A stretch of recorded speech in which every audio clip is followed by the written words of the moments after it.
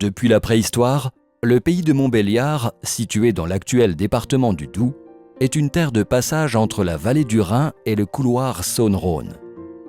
Dans ce film, nous allons nous intéresser plus particulièrement à une petite zone située dans la plaine du Doubs, correspondant aux communes actuelles de Mandeure et de Mathé.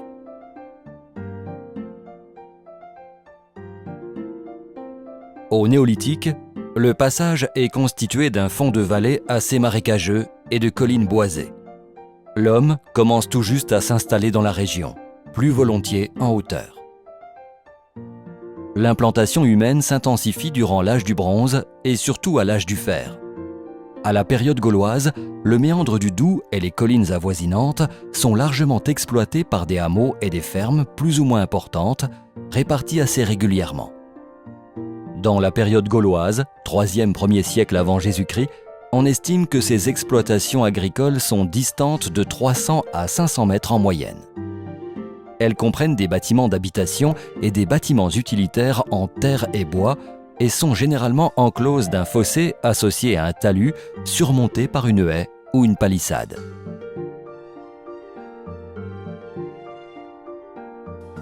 Un grand sanctuaire est construit pour les besoins religieux de la population.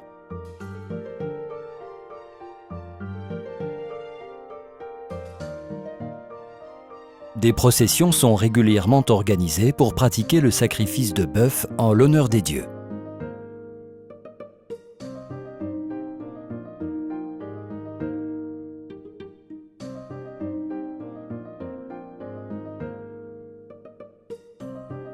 De nombreuses offrandes ont également été retrouvées dans le sanctuaire. Des nécropoles jouxtent les lieux d'habitation. Une de ces nécropoles a pu être fouillée à Mathé.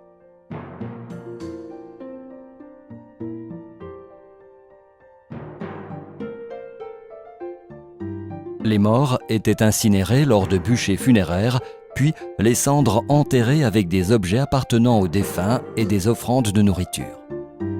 Ainsi, la tombe d'un guerrier a été retrouvée avec des bijoux et de l'armement volontairement rendus inutilisables, comme le voulait la coutume gauloise. La présence de ce grand sanctuaire, qui joue un rôle attractif, explique sans doute l'émergence d'une agglomération qui se structure progressivement en une véritable ville après la conquête romaine.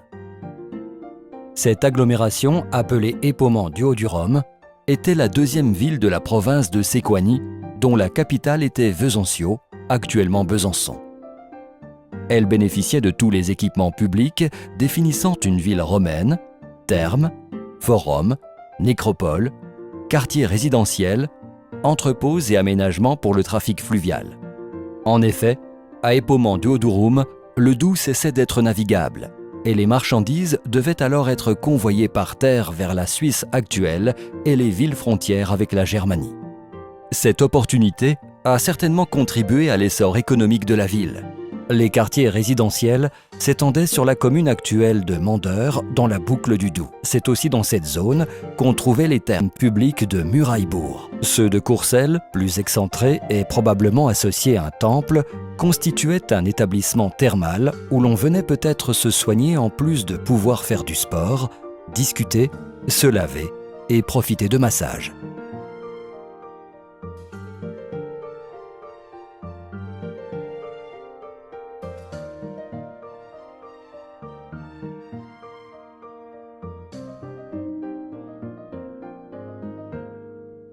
Les quartiers artisanaux étaient localisés surtout sur la commune de Mathé. Potiers, tabletiers, artisans du bronze et du fer s'y côtoyaient. Plusieurs fumoirs à viande ont également été repérés par les fouilles, approvisionnés notamment en viande de bœuf par les sacrifices effectués durant les cérémonies religieuses. Épaumont du Haut-du-Rhum se caractérise également par une vaste zone dédiée à la religion. Ce sanctuaire comprenait notamment un immense théâtre, le 2e de Gaulle par la taille, où l'on pratiquait des banquets rituels en l'honneur de l'empereur, 2 grands temples, dont l'un dédié au dieu Mars, ainsi que d'autres petits temples et équipements pour les pèlerins.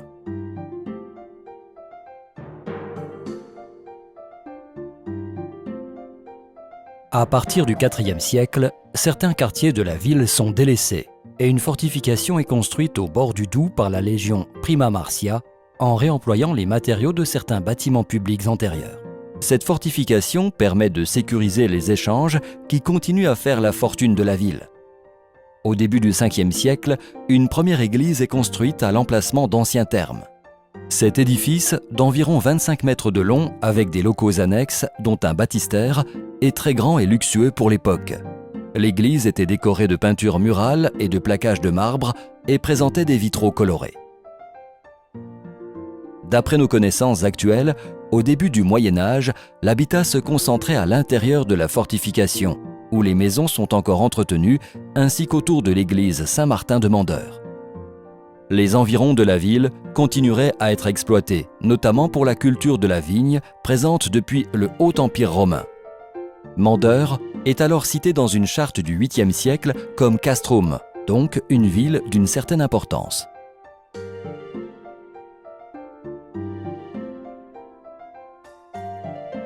Aux alentours des 10e-11e siècles, un château à motte est installé à Mathé, témoin de la nouvelle organisation seigneuriale qui se met en place.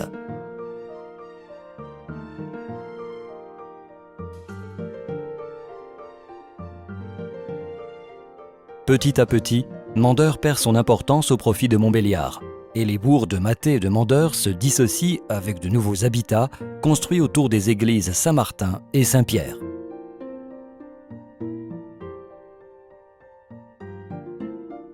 Durant la Renaissance, la culture de la vigne se développe sur les coteaux et les bâtiments antiques tombent définitivement en ruine.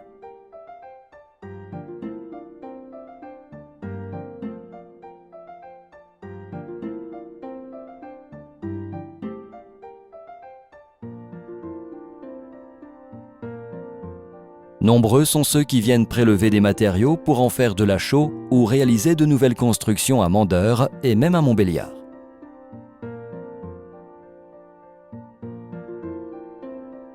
Le site suscite cependant aussi un intérêt plus scientifique, et le duc de Wurtemberg commande les premières fouilles archéologiques au savant Jean Bohain.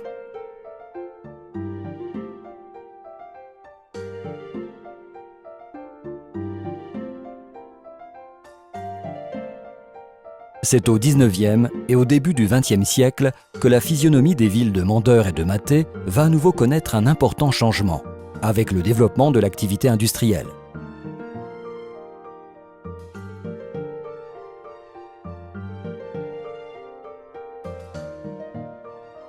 De nouveaux quartiers sont bâtis en lien avec l'implantation des usines comme la papeterie ou les usines Peugeot de Beaulieu, aujourd'hui Forestia et Peugeot Motocycle. Les ruines antiques, à l'exception du théâtre, dégagé par l'architecte de la ville de Montbéliard, Frédéric Morel-Macler, ne sont alors plus perceptibles dans les champs que sous forme de vestiges de maçonnerie effondrée et recouvertes de végétation. Aujourd'hui, on a peine à imaginer l'importance de la ville antique, qui couvrait pourtant une superficie de près de 180 hectares au moment de sa plus grande extension au IIe, IIIe siècle de notre ère.